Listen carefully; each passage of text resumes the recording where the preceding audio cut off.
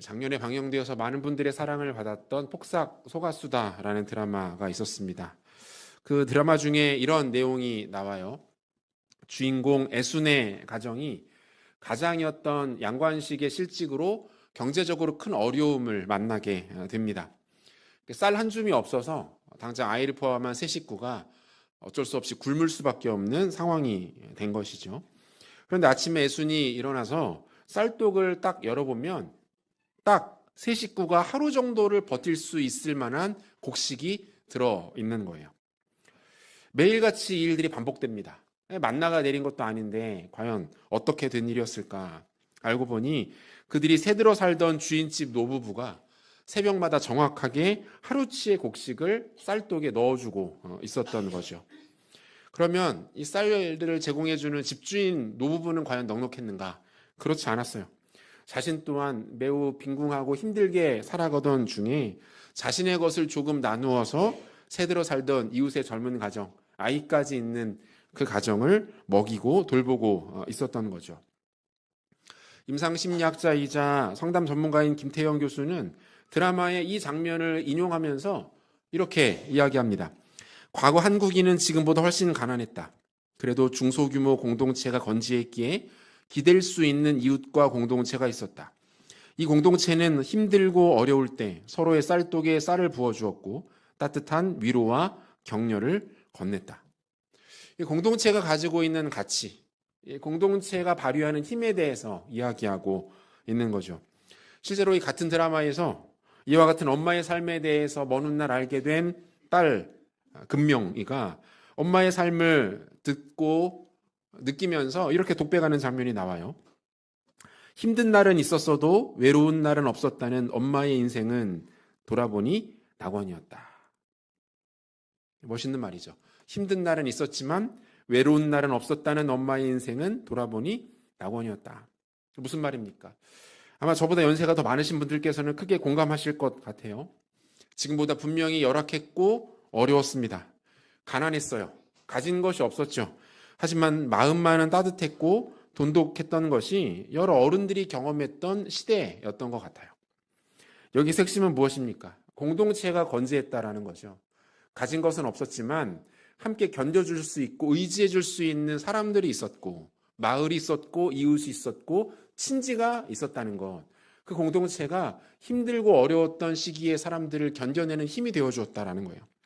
같은 맥락에서 오랜 기간 우리나라의 자살률에 대하여 추적하며 분석해온 한 사회학자가 이와 같은 잠정적 결론을 내리고 있는데요. 한국에서 개인이 홀로 본인의 생존 문제를 책임지기 시작한 지는 얼마 되지 않았다.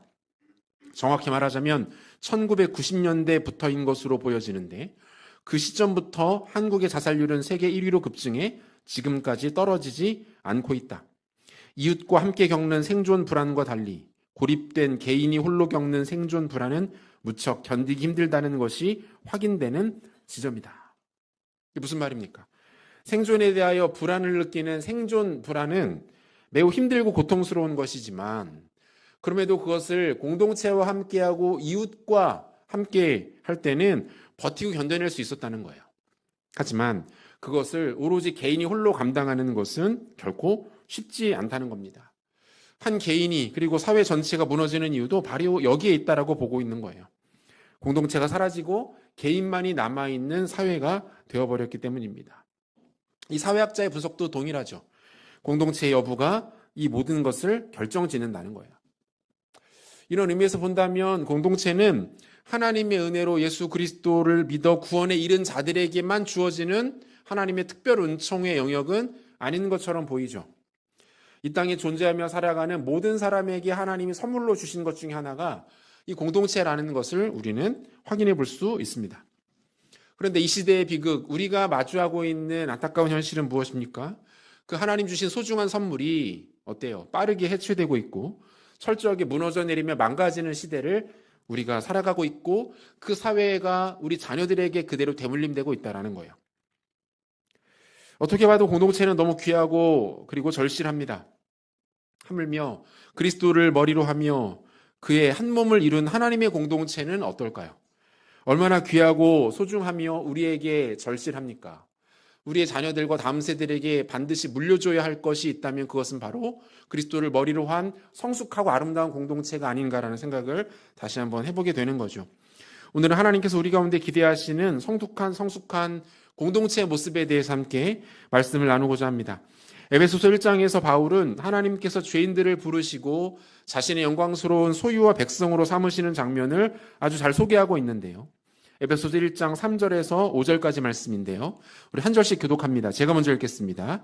찬송하리로다 하나님 곧 우리 주 예수 그리스도의 아버지께서 그리스도 안에서 하늘에 속한 모든 신령한 복을 우리에게 주시되 곧 창세전에 그리스도 안에서 우리를 택하사 우리로 사랑 안에서 그 앞에 거룩하고 흠이 없게 하시려고. 같이 읽습니다. 그 기쁘신 뜻대로 우리를 예정하사 예수 그리스도로 말미암아 자기 아들들이 되게 하셨으니. 굉장히 유명한 말씀인데 구원의 영광 그리고 교회의 정체성, 성도됨의 본질과 특권 등에 대하여 아주 풍성한 메시지를 담고 있는 말씀이죠. 그 중에서도 핵심은 무엇입니까? 하나님께서 사랑하는 당신의 백성들을 부르실 때에 개인이 아니라 공동체로 부르셨다는 거예요. 이 메시지가 이 말씀에 있어서 아주 중요한 지점이 됩니다. 그들을 교회로 부르셨다는 거죠. 5절을 다시 한번 보시면요. 그 기쁘신 뜻대로 우리를 예정하사 예수 그리스도로 말미암아 자기의 아들들이 되게 하셨으니.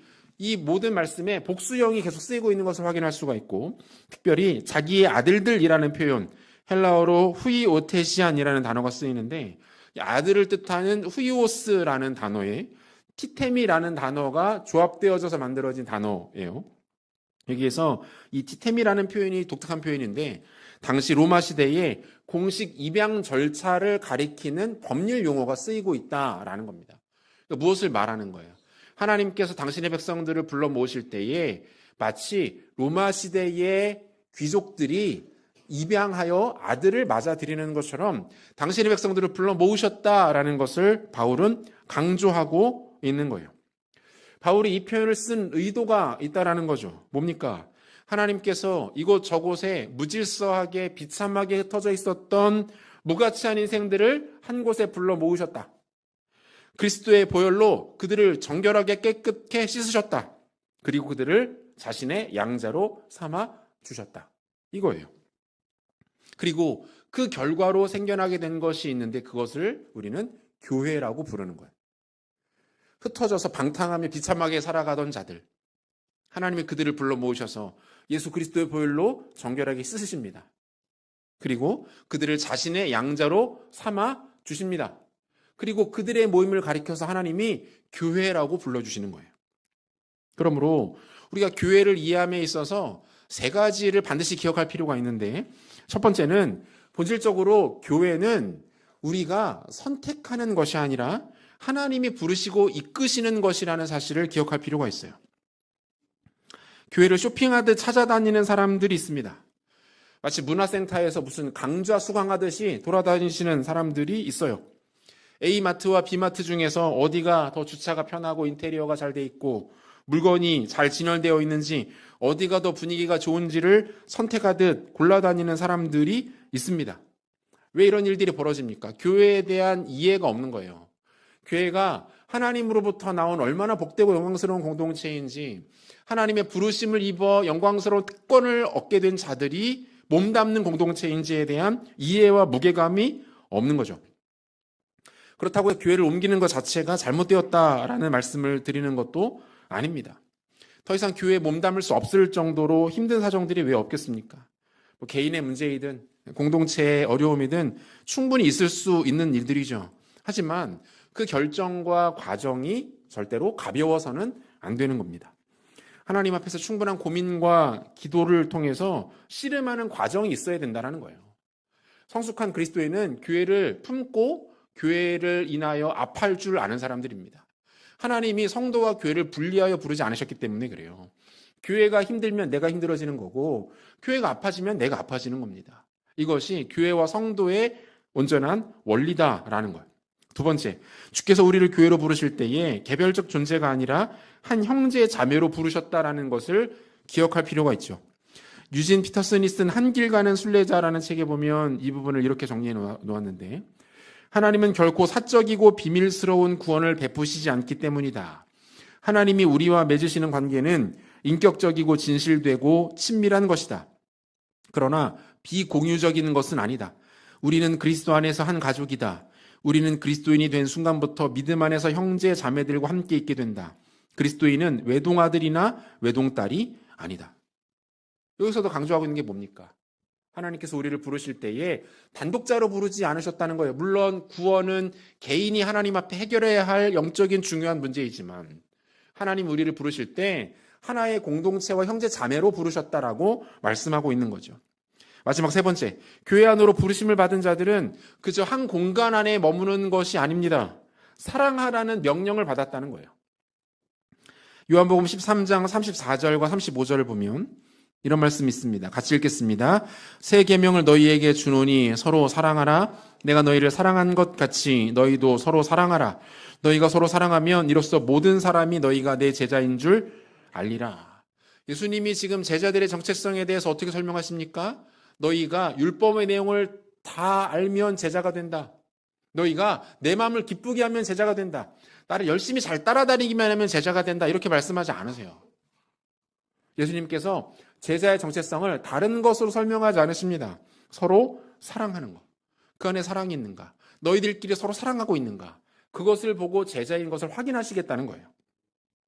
같은 의미를 다르게 표현해 보면 내 아예 제자가 아닌 자들에게서 나타나는 중요한 특징은 서로 사랑하지 않는 것이다. 이게 되는 거죠.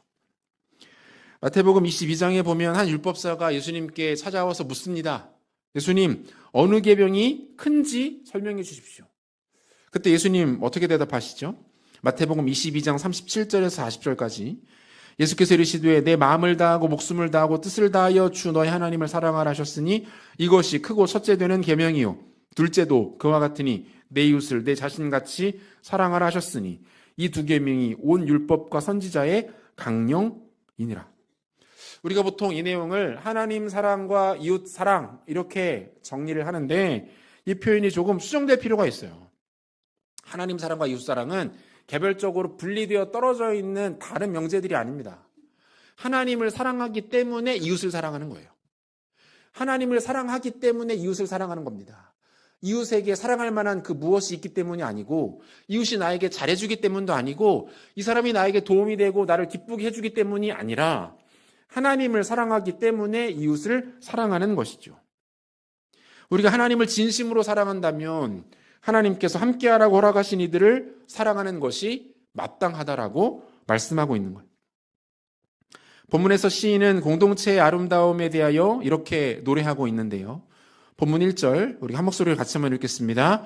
보라 형제가 연합하여 동거함이 어찌 그리 선하고 아름다운고. 이 말씀에서 선하고라는 표현 나오죠. 히브리어로 토브라는 단어인데 우리가 많이 들어본 단어입니다. 토브. 어디 많이 나오냐면 하나님이 태초에 천지를 창조하실 때에 창조해 놓으신 다음에 보시기에 심히 어땠더라? 좋았더라. 이 좋았더라라는 표현이 토브예요. 토브. 그러니까 이것은 단순히 적당히 좋은 것도 아니고 보기 괜찮은 것도 아니에요. 하나님의 기준에 좋은 거예요. 하나님의 기준에 좋은 거. 여러분 취향이 수준에 따라 달라지는 거 아시죠? 어떤 그림이 있다라고 생각을 해보세요. 그림을 전혀 모르는 제가 보는 것과 그림에 대하여 대가인 사람이 보는 것은 기준이 그리고 평가가 달라질 수밖에 없겠죠. 제가 보면은 아마 그게 그걸 거예요. 그런데 미술에 대하여 전문적인 식견을 가지고 있는 어떤 분이 그것을 봤을 때 좋다, 걸작이다라고 말한다면 그것은 진짜 좋은 작품일 가능성이 많은 거죠. 토부는 그런 겁니다. 하나님의 기준에 좋은 거예요. 그러니까 그보다 더 좋을 수는 없는 상태.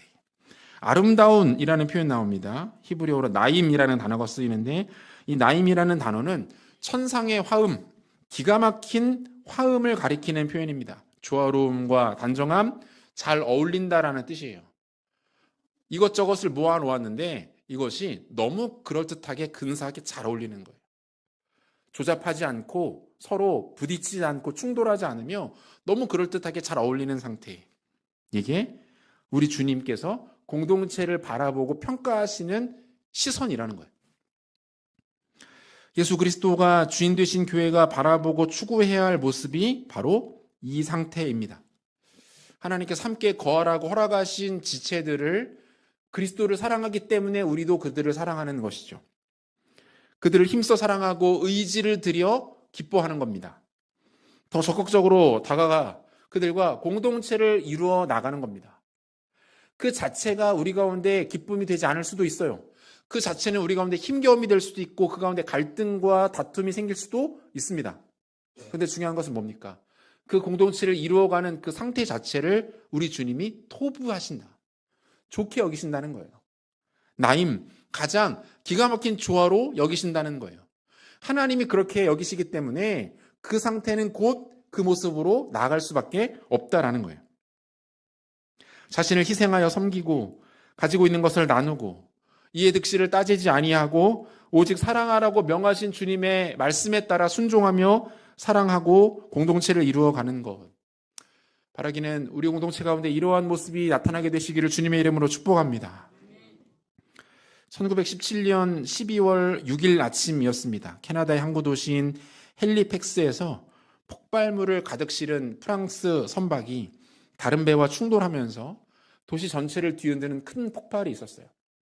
이때 당시의 폭발은 일본의 원자폭탄이 투하되기 전까지 인류 역사상 가장 큰 폭발로 기록이 되어 있습니다. 이 사고로 이 도시에 있었던 사람들 2,000명이 사망하고 9천여 명이 부상을 당하는 피해가 발생해요. 도시 거의 대부분의 집들이 마치 종이장처럼 구겨지고 도시 전체의 기능은 철저하게 마비되었습니다. 설상가상으로 그날 밤에 혹한의 추위가 며칠간 그 지역을 덮쳤어요. 많은 사람들은, 특별히 정부 관계자들은 이런 상황에서 도시의 약탈과 폭동이 기승을 부릴 것이라고 생각을 했습니다. 그런데 뚜껑을 열어보니 결과는 정반대였어요. 모든 사람들을 깜짝 놀라게 할 만한 반응으로 시민들은 성숙하게 대처합니다. 피해를 받지 않은 시민들은 자신의 집을 개방해서 사람들을 적극적으로 맞이하기 시작합니다. 부상당한 자들, 노약자들, 어린이들을 자신의 집으로 불러들여 그들을 녹이며 돌봅니다. 조금이라도 식자재를 소유했던 사람들은 거리로 나와 거대한 솥에 수프를 끓여서 사람들에게 나누어 주기 시작합니다. 부상을 입지 않은 비교적 건강한 사람들은 남녀노소를 막론하고 구조대에 적극 지원하여 사람들을 돕고 섬기기 시작합니다. 재난 전문가이자 작가인 레베카 솔릿은 그의 책 이 폐허를 응시하라 라는 책에서 이 상황을 이렇게 논평하고 있는데요. 재난은 평상시 우리를 가두고 있던 이기심의 벽을 허물고 우리가 서로에게 얼마나 절실히 필요한 존재인지를 깨닫게 한다. 무엇을 보여줍니까? 한 공동체의 성숙도와 실력과 수준을 보려면 그 공동체가 위기를 만났을 때 어떻게 반응하는지를 살피면 된다는 거예요. 평상시에 아무리 화목하고 관계가 좋아 보이더라도 위기 앞에 무너져 내리고 4분의 1 흩어지는 공동체가 있습니다. 반대로 평상시에 조금은 삐걱거리는 것 같고 조금은 건조해 보여도 공동체의 위기 앞에, 큰 문제 앞에 결집하여서 힘을 모으고 위기를 돌파해내는 공동체가 있다라는 것이죠.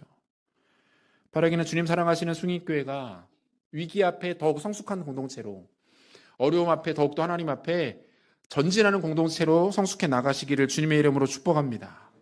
서로를 마음과 의지를 다해 사랑하고 주님께서 귀히 여기시는 존재로 대하고 약점은 덮어주고 부족함은 품어주는 모습들이 우리 가운데 나타나야 하는 것이죠. 여러 교회들을 경험하면서 교회를 사랑하는 분들이 참 많다라는 것들을 매번 깨닫게 됩니다. 여전히 한국교회 어렵다, 예전 같지 않다라고 말해도 교회를 섬겨보면 교회들마다 교회를 사랑하시는 분들이 정말 많아요. 그런데 문제는 그분들이 각각 교회를 사랑하시는 방식들이 조금 다르다는 거죠. 그래서 때로는 동일하게 교회를 사랑하고 그리스도를 위하는 마음인데 서로의 방식과 접근이 달라서 삐걱거리기도 하고 마찰을 겪기도 하고 갈등을 만들어내기도 합니다. 그러므로 이때 반드시 필요한 것은 무엇입니까? 충분히 경청하고 설득하고 기다려주는 거죠. 충분히 들어주는 겁니다. 말하는 것 이전에 들어주는 것. 상대방의 관점에서 헤아리는 것. 그 사람의 진심을 파악하여 그 진심 또한 주님께서 기뻐하시는 마음이라는 것을 헤아리는 것이 그게 중요합니다. 나와 그의 생각, 마음이 결국 하나라는 사실을 확인하며 인정하는 것이 중요한 것이죠. 바라기는 주님 사랑하시는 승인교회가 이처럼 말하기보다는 듣는 것을 먼저 하고 우리의 연약함을 함께 보듬어주고 때로는 만나게 될 위기 앞에 더 강력한 공동체의 진가를 발휘하는 주님 기뻐하시는 공동체로 성숙하게 나아가게 되시기를 주님의 이름으로 축복합니다. 그렇다면 이처럼 성숙하고 아름다운 공동체 가운데 나타나는 구체적인 특징들 무엇인가 간단하게 두 가지로만 정리하겠습니다. 성숙하고 아름다운 공동체의 특징 첫 번째는 그 안에 존중과 섬김이 있다는 거예요. 존중과 섬김이 있다. 본문 2절인데요. 2절 같이 읽겠습니다. 머리에 있는 보배로운 기름이 수염 곧 아론의 수염에 흘러서 그의 옷깃까지 내림 같고. 이 말씀은 한 장면을 생생하게 묘사하고 있는 것인데요. 이게 어떤 장면입니까? 제사장이 기름 부음 받는 장면이에요. 하나님께서 제사장을 세우시는 그 장면을 시인이 가지고 와서 시의 소재로 삼고 있는 거죠. 출애굽기 29장 7절을 보니까 관유를 가져다가 그의 머리에 부어 바르고 이렇게 돼 있고 29장 9절 아론과 그의 아들들에게 띠를 띄우며 관을 씌워 그들에게 제사장의 직분을 맡겨 영원한 규례가 되게 하라. 너는 이같이 아론과 그의 아들들에게 위임하여 거룩하게 할지니라 이렇게 돼 있어요. 제사장을 세우는 의식에서 가장 정점, 하이라이트는 무엇입니까? 제사장으로 세움을 받는 아론의 자손들 그 머리 위에 기름을 붓는 거예요. 정결한 관유, 그 깨끗하게 구별된 그 기름. 보통 기름은 생명력과 풍성함 그리고 찬란함을 의미하는데 이 기름을 머리에 부으면 기름이 머리카락을 타고 수염을 따라 흘러서 전신을 흠뻑 적시는 일들이 일어나게 됩니다. 결국 이 의식 자체가 뜻하는 게 뭐예요? 제사장을 세우는 것이고 시인이 이 장면을 가지고 와서 사용하고 있다는 것은 무엇을 말합니까? 공동체 안에서 지체들이 서로를 바라볼 때에 마치 제사장을 바라보듯 영광과 존귀와 위엄으로 서로를 대할 것에 대하여 주문하고 있는 거죠. 하나님이 직접 기름 부어 세우신 존재로 서로를 바라보라는 거예요. 내가 평가하는 그의 모습이 아니라 내 눈에 들어오는 다른 사람의 단점, 문제점, 약점이 아니라 하나님이 기름 부어 세우신 한 제사장의 모습으로 그를 바라보아 줄 줄 아는 것. 그것이 공동체 가운데 꼭 필요한 시선이라는 것을 이야기하고 있는 거죠. 개인적으로 참 감사한 것은 하나님께서 우리 공동체 가운데 새가족들을 꾸준히 보내주신다라는 사실입니다. 예배에 참석하시기도 하고 또 몇 주간 예배를 참석하신 분들이 등록을 하시기도 하죠. 많은 사람들이 교회를 떠나고 그리스도를 등지는 시대에 얼마나 감사한 일인지 몰라요. 그런데 새가족을 이렇게 보내주시는 것은 감사한 일임과 동시에 한편으로는 부담스러운 일일 수도 있습니다. 왜 그렇습니까? 주께서 그 귀한 영혼들을 우리 공동체에 보내주셨음에도 불구하고 어때요? 우리의 연약함, 우리의 게으름, 우리의 무관심, 우리의 냉담함으로 그들을 온전히 맞이하지 못한다면 반대로 주께서 그 기회들을 거두어 가실 수 있습니다. 우리를 꾸짖으실 수도 있어요.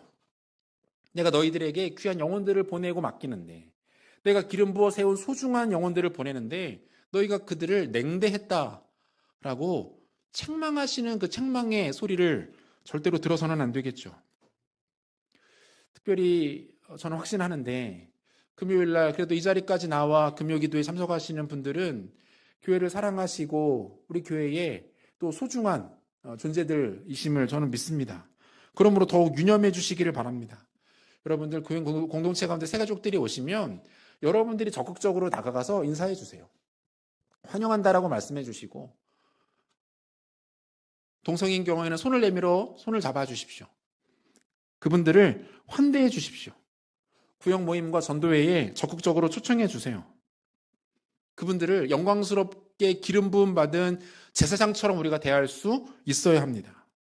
그래야 공동체가 더 많은 영혼들에게 영적인 보금자리 역할을 감당할 수 있게 될 것이고 피난처가 되어줄 수 있을 것이고 그 상하고 지친 영혼들의 휴식처가 되어줄 수 있습니다. 그때 하나님께서 교회 가운데 복 주시고 우리 교회를 이 시대 가운데 존귀한 하나님의 도구로 사용하실 줄로 믿습니다. 성숙하고 아름다운 공동체의 특징 두 번째는 공동체 가운데 기대와 생명력이 있다는 거예요.